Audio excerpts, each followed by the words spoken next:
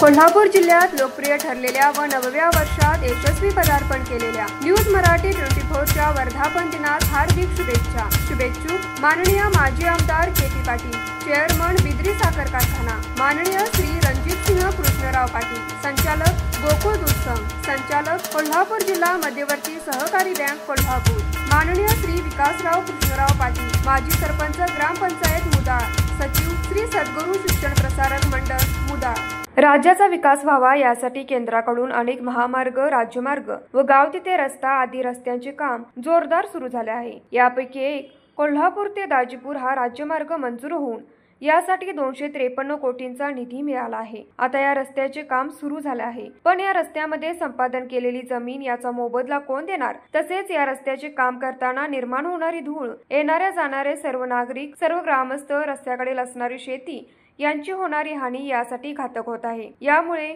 अनेक ग्रामस्थ आजारी सुद्धा पडले आहेत। या सर्व बाबींचा विचार करण्यासाठी करवीर पंचायत समितीचे माजी सभापती राजेंद्र सूर्यवंशी व 10 ते 15 गावातील सरपंच, उपसरपंच आणि नागरिक यांच्या उपस्थितीत बिडशेड येथे बैठक झाली। यावेळी शेतकऱ्यांच्या मागण्या मान्य न केल्यास रस्त्यावर उतरू असे राजेंद्र सूर्यवंशी यांनी सांगितले। यामध्ये गावातील गल्लीत रस्ता उंच आहे तेथे समान पातळीत करावा, जेणेकरून घराच्या उंबऱ्यापेक्षा रस्ता उंच नसावा। सावरवाडी या गावामध्ये झालेली पाईप नुकसान याची भरपाई करून पाईप टाकण्यात यावी।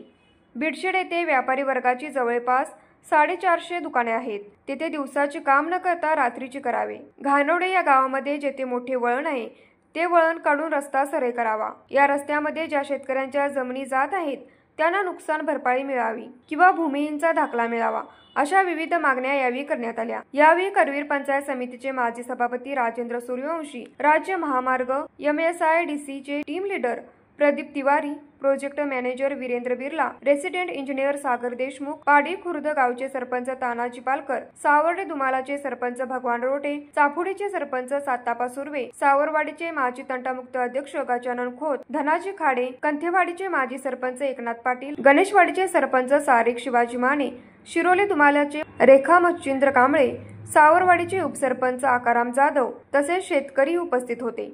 न्यूज मराठी 24 साठी विनोद शिंगे, कोल्हापूर।